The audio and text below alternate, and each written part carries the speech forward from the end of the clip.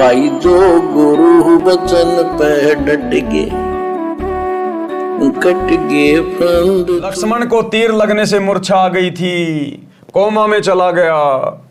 तब हनुमान जी लंका से वैद्य को उठाकर लाए।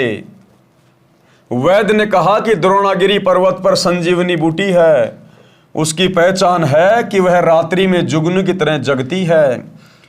सूर्योदय से पहले वह जड़ी लाई जाए तो लक्ष्मण जीवित हो सकता है, देर हो गई तो मृत्यु निश्चित है। हनुमान जी को यह कार्य श्री राम जी ने सौंपा कि बजरंगबली तेरे बिना यह कार्य संभव नहीं है। आज्ञा मिलते ही हनुमान जी आकाश मार्ग से उड़ चले। द्रोणागिरी पर राक्षसों ने अपनी माया से सब अन्य नकली जड़ी बूटियों में भी चमक भर दी। वैद्य ने बताया था कि वे बहुत कम संख्या में होती हैं, दिन में उनकी पहचान नहीं हो सकती क्योंकि उनके आसपास वैसी औषधि के पौधे उगते हैं।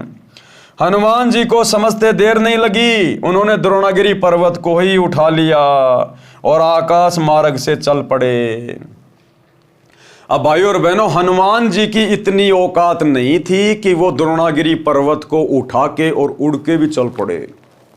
अब द्रोणागिरी पर्वत तो कई किलोमीटर लंबा, कई किलोमीटर ऊंचा पहाड़ पत्थर, हनुमान जी बेचारा कैसे उठा लेगा उसको। ये कार्य भी कबीर परमात्मा सतगुरु रामपाल जी भगवान ने सूक्ष्म रूप में किया। अब हम जो अखंड पाठ की वाणियां सुन रहे हैं, अमर वाणियां आदरणीय गरीबदास जी महाराज जी की, उन वाणियों में जिक्र आता है कि द्रोणागिरी पर्वत को सूक्ष्म रूप बनाकर हनुमान जी के हाथियों के ऊपर अपने हाथ किसने रखे। 300 किलोमीटर लंबे हाथ करके कबीर परमात्मा सतगुरु रामपाल जी भगवान ने सूक्ष्म रूप में और द्रोणागिरी पर्वत को उठाया और हनुमान जी के साथ साथ उसको उड़कर चले। हनुमान जी के बस की बात नहीं थी द्रोणागिरी पहाड़ को उठा के चलना। सुनिए छोटा सा सत्संग। ग्रीव अंगद और सुग्रीव सब हनुमान हितकार, द्रोणागिरी को ले उड़ा लक्ष्मण के उपचार।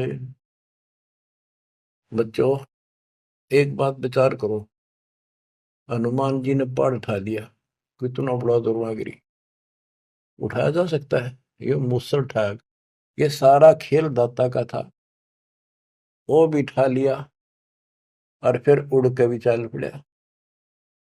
हाय हाय करे करा वैसाइया मन में लहर उठा, दादो से दरजीव के आप बगल हो जा। तो भाई और बहनों, करे करावे साइया मन में लहर उठा, दादू सिर दरजीव के आप बगल हो जा। ना राम के बस की बात थी। अगर श्री रामचंद्र जी के बस की बात होती द्रोणागिरी पहाड़ को उठाना, तो हनुमान जी को नहीं सौंपता ये काम। श्री राम ने तो हाथ खड़े कर दिए कि हनुमान तेरे बिना ये काम कोई नहीं कर सकता। अरे जब हनुमान जी का भगवान फैल हो गया तो हनुमान जी कहां से उठा लाएगा? जब भगवान ने हाथ खड़े कर दिए तो भगत कैसे उठा लाएगा द्रोणागिरी को? तो कबीर परमात्मा सतगुरु रामपाल जी भगवान ने इन आत्माओं के सर्व कार्य सिद्ध किए, सर्व कार्य, और आकाश मार्ग से चल पड़े। हनुमान जी ने लक्ष्मण और श्री राम द्वारा अपने भाई भरत के विषय में बताई शक्ति खटक रही थी। अब श्री रामचंद्र जी और लक्ष्मण जी जो वन में भटक रहे थे, वो कई बार अपने भाई भरत के विषय में बताया करते थे कि अगर आज हमारा भाई भरत होता तो अकेला इस रावण के लिए और रावण की सेना के लिए काफी है। लेकिन हनुमान जी के दिल में यह बात समाई नहीं कि जब श्री रामचंद्र जी के बस की बात नहीं, लक्ष्मण के बस की बात नहीं, रामचंद्र जी को नागफांस में बांध दिया, लक्ष्मण को शक्ति लग गई, वो कोमा में पड़ा है, और ये कह रहे अगर हमारा भाई भरत होता तो आज किसी चीज की कोई दिक्कत ही नहीं थी, वो अकेला बहुत था पूरे रावण की सेना के लिए। तो हनुमान जी के मन में ये बात समाई नहीं, इसलिए आते समय द्रोणागिरी पहाड़ को लेकर आते समय जानबूझकर हनुमान जी अयोध्या के ऊपर से आए भरत की परीक्षा लेने के लिए। हनुमान जी ने लक्ष्मण और श्री राम द्वारा अपने भाई भरत के विषय में बताई शक्ति खटक रही थी। वे कहते थे कि यदि आज भरत होते तो अकेले रावण को तथा इसके लाखों पुत्रों तथा 1.25 लाख नातियों पोतों को यमलोक भेज देते। हनुमान जी के मन में आया कि चलते चलते भरत की परीक्षा लेकर चलता हूं।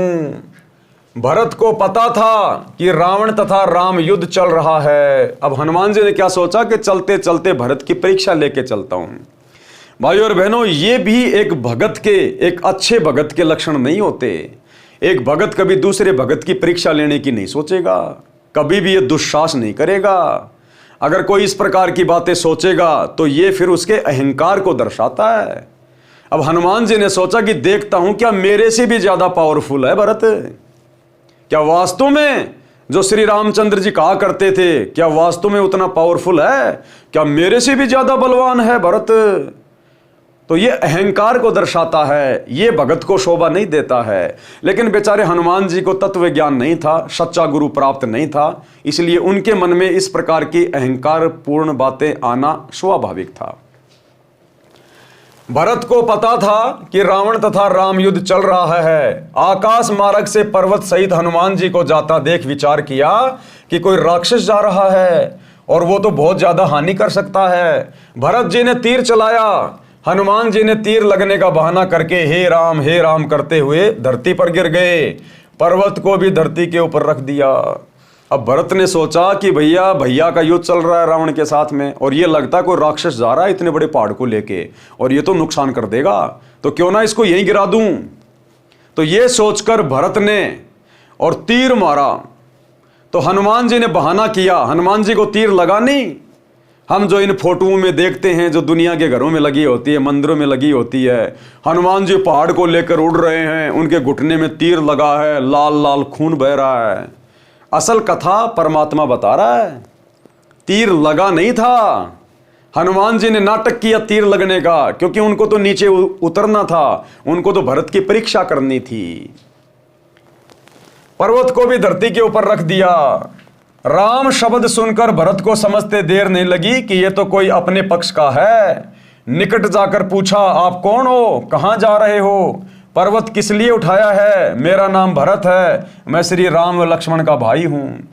हनुमान जी ने बताया कि मेरा नाम हनुमान है, राम रावण का युद्ध चल रहा है, आपके भाई लक्ष्मण को तीर लगने से मूर्छा आई है। वैद्य ने द्रोणागिरी पर उपचार की औषधि बताई है, मेरी पहचान में नहीं आई, इसलिए पर्वत ही ले जा रहा हूं। सूर्य उदय होने से पहले पहुंचना है, अन्यथा लक्ष्मण की मृत्यु हो जाएगी। आपने बिना सोचे समझे तीर मार दिया, अब मैं कैसे समय पर पहुंच पाऊंगा? सूर्योदय के पश्चात लक्ष्मण संसार में नहीं रहेगा। भरत ने तीर मारने का कारण बताया तथा कहा, हे अंजनी के लाल, चिंता ना करो, आप द्रोणागिरी को उठाओ और बाण के अगले भाग पर बैठो, अपने दोनों पैर आगे पीछे करके खड़े हो जाओ, मैं तीर द्वारा आपको पर्वत सहित आपसे भी पहले लंका में भेज दूंगा। अब हनुमान जी का तो चेहरा सफेद हो गया कि मैं तो अपने आप को ही बहुत ज्यादा महाबली समझ रहा था, ताकतवर समझ रहा था, तू तो भरत के आगे कुछ भी नहीं है। और असल में भाई और बहनों, ये बात कहने वाला उस समय भरत नहीं था, क्योंकि परमात्मा अहंकार को तोड़ता है। तो हनुमान जी में अहंकार हो गया था, और हनुमान जी परमात्मा की आत्मा थी, वो भगत था, और भगत के अंदर अहंकार परमात्मा को पसंद नहीं है।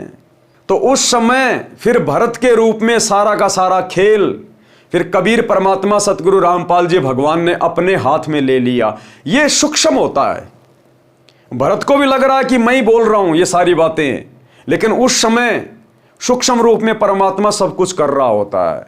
जैसे हनुमान जी को लग रहा था कि पहाड़ मैं ही उठा के ले आया, मैं ही लेके जा रहा हूं, लेकिन सूक्ष्म रूप में परमात्मा की शक्ति थी।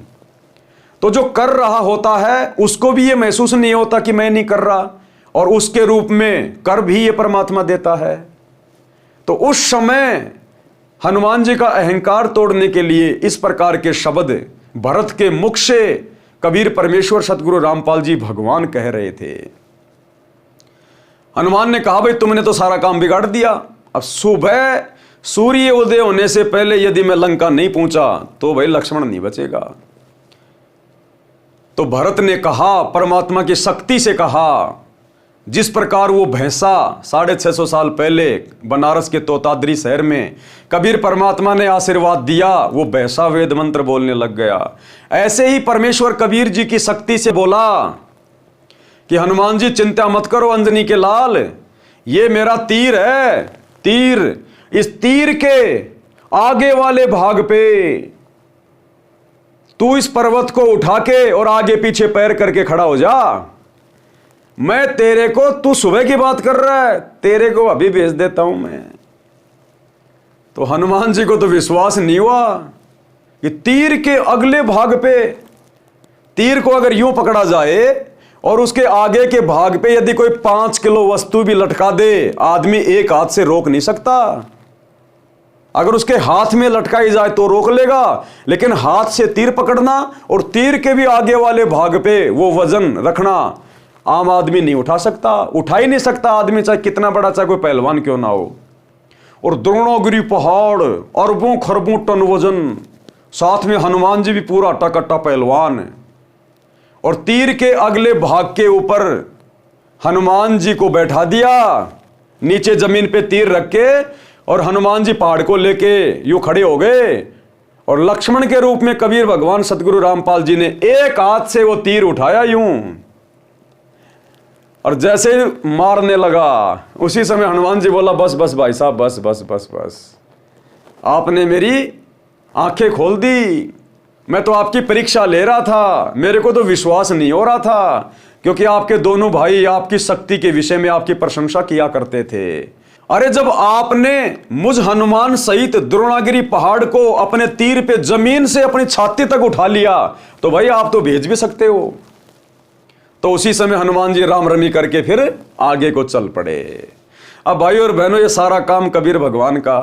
अरे जिस परमात्मा के एक वचन से ये पृथ्वी यूं वायुमंडल में घूम रही है, पृथ्वी कोई जमीन पे थोड़ी टिकी है कहीं, ये पृथ्वी से कई गुना बड़ा सूरज ये परमात्मा की वचन शक्ति से घूम रहा है। 21 ब्रह्मांड जिनके वजन की कोई गिनती नहीं, 7 संख ब्रह्मांड अक्षर पुरुष के काउंटिंग नहीं, ये सब परमात्मा की वचन शक्ति से घूम रहे हैं, तो वो परमात्मा क्या नहीं कर सकता। तो इस प्रकार कबीर परमेश्वर सतगुरु रामपाल जी भगवान ने त्रेता युग में हनुमान जी के अहंकार को तोड़ा। आप द्रोणागिरी को उठाओ और बाण के अगले भाग पर बैठो, अपने दोनों पैर आगे पीछे करके खड़े हो जाओ, मैं तीर द्वारा आपको पर्वत सहित आपसे भी पहले लंका में भेज दूंगा। हनुमान जी को अपनी शक्ति पर अत्यधिक गर्व था, यानी घमंड था।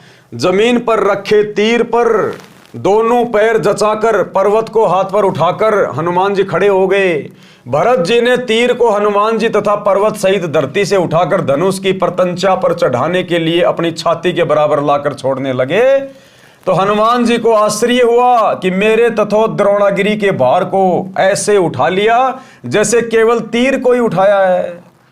हनुमान जी ने कहा, हे दशरथ के लाल, मैं तो आपकी परीक्षा ले रहा था, मैं स्वस्थ हूं, मैं स्वयं उड़कर समय से पहले पहुंच जाऊंगा। आपकी प्रशंसा आपके दोनों भाई किया करते थे, यदि भरत होता तो अकेला ही रावण तथा रावण की सेना के लिए पर्याप्त था।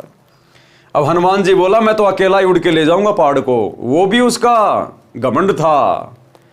उस समय उस पहाड़ को उठाने की शक्ति भी कबीर परमात्मा सतगुरु रामपाल जी भगवान ही दे रहे थे। भाई जो गुरु वचन पे डट गे, कट गे फंद 84 के, कट गे फंद 84 के, कट गे फंद 84।